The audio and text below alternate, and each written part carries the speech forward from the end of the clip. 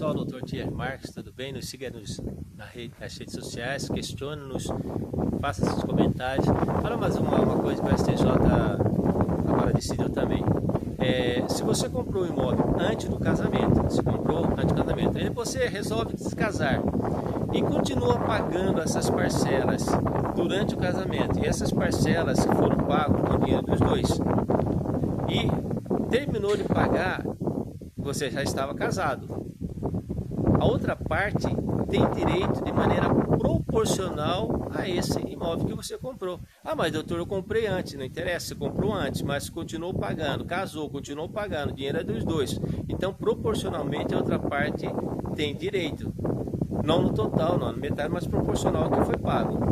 Então, não adianta reclamar. Mudou, o STJ decidiu e vamos que vamos. Aguenta essa, hein? Abraço, Dr. Dias Marques.